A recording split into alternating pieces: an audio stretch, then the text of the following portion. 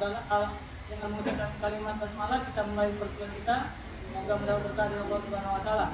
Di hadapan kita sudah ada pemakalah yang akan menyampaikan materi makalahnya dengan baik dan benar. Mudah-mudahan mereka mampu menyampaikan dengan sempurna. Kepada pemakalah kita harapkan bisa menyampaikan makalahnya tentang waktu 5 sampai 10 menit. Kepada pemakalah kami persilakan. Assalamualaikum warahmatullahi wabarakatuh. Waalaikumsalam warahmatullahi wabarakatuh. Bismillahirrahmanirrahim. Alhamdulillahirabbil alamin. Rabbil ummatin ammah. Wassalatu wassalamu ala Rasulillah la haula wala quwwata illa billah. Segala puji hanya milik Allah Subhanahu wa taala, Tuhan pemberi malaikat.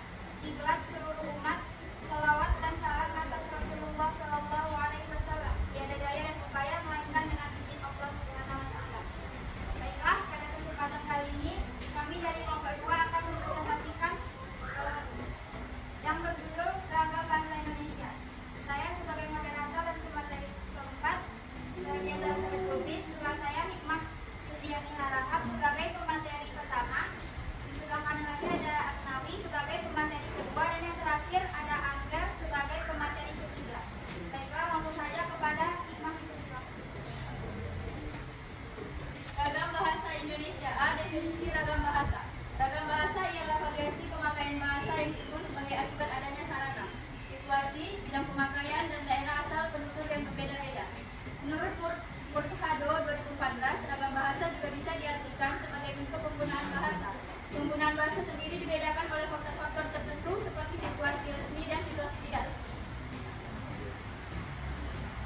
Pengertian ragam bahasa menurut beberapa ahli lainnya, yaitu menurut Benjamin 1999 adalah variasi bahasa menurut pemakaian yang berbeda-beda menurut topik yang dibicarakan, menurut hubungan pembicara, lawan bicara yang dibicarakan, serta menurut medium pembicara. B. Ragam bahasa Indonesia. Menurut 1I Ketut Widya 2016, berikut ini adalah beberapa di antara sekian banyak ragam bahasa dalam bahasa Indonesia. Ragam bahasa dibagi menjadi 4, yaitu cara berkomunikasi, situasi, bidang pemakaian, daerah penutur. Cara berkomunikasi dibagi 2, yaitu lisan, tulis. Situasi dibagi menjadi 2, resmi, tak resmi. Bidang pemakaian dibagi menjadi 5, hukum, bisnis, akademik, aganas, dan sastra. Daerah penutur dibagi menjadi 4, dialek Jakarta, dialek Jawa, dialek Bali, dan sebagainya. 1. Ragam berdasarkan cara berkomunikasi. Berdasarkan cara berkomunikasi atau berdasarkan medianya, ragam bahasa dapat dibedakan menjadi ragam bahasa lisan dan ragam bahasa tulis. A. Ragam bahasa lisan. Ragam bahasa lisan adalah bahasa yang dihasilkan oleh alat ucap dengan fenom sebagai unsur dasar, dan komunikasi terjadi secara langsung atau bertatap muka sehingga terikat oleh kondisi, situasi, dan waktu. Jika ragam bahasa lisan tulisan ragam bahasa itu tidak dapat disebut sebagai ragam tulis, ragam bahasa ini tetap disebut sebagai ragam lisan, hanya saja diwujudkan dalam bentuk tulis. Oleh karena itu, bahasa yang dilihat dari ciri-cirinya tidak menunjukkan ciri-ciri ragam tulis, walaupun direalisasikan dalam bentuk tulis, karena kedua ragam itu masing-masing memiliki ciri kebakuan yang berbeda. Jadi, ciri-ciri ragam bahasa lisan sebagai berikut. 1. Langsung. 2. Tidak terikat ejaan bahasa Indonesia. 3. Terkadang tidak efektif. 4. Kalimat yang pendek-pendek. Dan 5. Lagu kalimat situasional. B. Ragam tulis. Ragam bahasa tulis adalah ragam bahasa yang dihasilkan dengan memanfaatkan tulisan dengan huruf sebagai unsur dasarnya. Jadi komunikasi yang terjadi tidak secara langsung.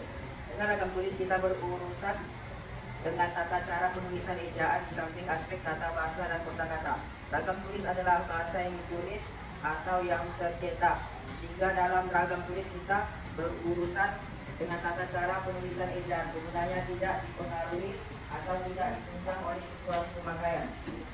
Ciri-ciri ragam tulis sebagai berikut. 1. Santun. 2. Efektif. 3. Bahasa disampaikan sebagai upaya komunikasi satu pihak. 4. Ejaan digunakan sesuai dengan pedoman. 5. Penggunaan kosakata pada dasarnya sudah dibakukan. 2. Ragam bahasa berdasarkan situasi. A. Ragam bahasa resmi. resmi adalah ragam bahasa yang dipakai dalam suasana resmi. Misal dalam surat dinas, dalam sidang, pengadilan, dan sebagainya. Ciri-ciri ragam bahasa resmi diantaranya yaitu digunakan dalam situasi resmi. 2. Nada bicara yang cenderung datar. 3. Kalimat yang digunakan adalah kalimat lengkap. B. Ragam bahasa tidak resmi. Ragam bahasa tidak resmi adalah ragam bahasa yang biasa digunakan dalam suasana tidak resmi. Ciri-ciri ragam bahasa tidak resmi diantaranya yaitu 1. Digunakan dalam situasi tidak resmi. 2. Sering menggunakan kalimat yang tidak lengkap. 3. Ragam bahasa berdasarkan bidang pemakaian. Dalam kehidupan sehari-hari banyak pokok persoalan yang dibicarakan. 4. Ragam bahasa berdasarkan daerah penutur. Ragam bahasa berdasarkan daerah penutur disebut dialek. Dengan kata lain, dialek adalah bahasa kelompok masyarakat yang tinggal di suatu daerah tertentu. Batas-batas alam seperti sungai, gunung, laut, hutan, dan semacamnya membatasi dialek yang satu dengan dialek yang lain. C. Ragam bahasa baku dan tidak baku. Mungkin semua orang sering sekali mendengar istilah kata baku, akan tetapi tidak semua orang tahu definisi dan hal-hal berkaitan dengan kata baku dan kata tidak baku. Kata baku merupakan sebuah kata yang digunakan sudah sesuai dengan pedoman atau kaidah bahasa yang sudah ditentukan. Kata baku dalam bahasa Indonesia ini juga memiliki ciri-ciri sebagai berikut. Pertama, baik secara lisan maupun tulisan. Kedua, baik secara lisan maupun tulisan. Ketiga, baik secara lisan maupun tulisan. Ragam baku memenuhi fungsi gramatikal seperti subjek, predikat, dan objek. Adapun pengertian ragam baku dan ragam tidak baku menurut Arifin dan Taisai adalah ragam yang dilembagakan dan diakui oleh sebagian besar warga masyarakat pemakaiannya sebagai bahasa resmi dan sebagai kerangka rujukan norma bahasa dan penggunaannya.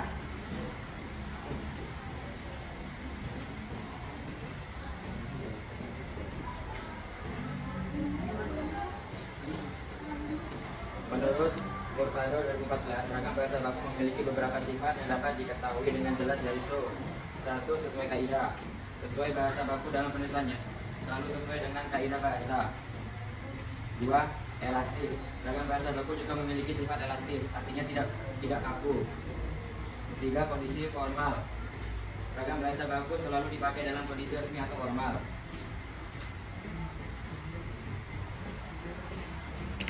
4. Seragam. Ragam bahasa bersifat seragam. Pada hakikatnya, proses pembakuan bahasa adalah proses penyeragaman bahasa. Dengan demikian terlihat jelas bahasa tulis baku memiliki 4 ciri. A. Jelas. Bahasa tulis baku dikatakan jelas karena bertalian dengan makna yang terkait dengan unsur-unsur gramatikal seperti subjek, predikat, atau objek keterangan. B. Tegas. Bahasa tulis baku dikatakan tegas karena bertalian dengan interpretasi dan tidak kacau. C. Tepat. Bahasa tulis baku dikatakan tepat karena bertalian dengan pilihan kata atau istilah. D. Lugas. Bahasa tulis baku dikatakan lugas karena tidak bernajas dan tidak berpanjang-panjang. D. Contoh ragam bahasa. Agar lebih memperjelas tentang ragam bahasa, maka penulis akan memberikan beberapa contoh sebagai berikut. Yang pertama, ragam bahasa lisan. Yang kedua, ragam bahasa lisan tidak baku.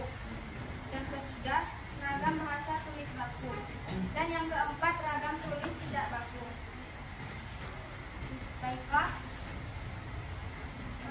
sekian yang dapat kami sampaikan. Kami akan membuka sesi pertanyaan. Kepada kawan-kawan yang ingin bertanya, kami persilakan.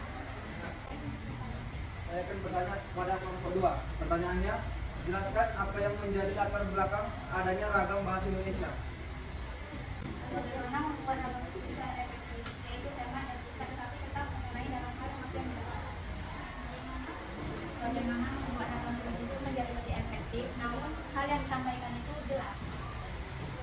Nah, saya akan menjawab pertanyaan dari dia di Rabi. Jelaskan apa yang menjadi latar belakang adanya ragam bahasa Indonesia. Perbedaan bahasa di Indonesia disebabkan oleh banyaknya pulau dan perbedaan suku dan adat. Letak geografis juga menjadi pengaruh terjadi perbedaan bahasa di Indonesia. Baiklah, selanjutnya saya akan menjawab pertanyaan dari ini. Bagaimana membuat ragam bahasa Indonesia yang efektif tapi maknanya jelas? Dengan menggunakan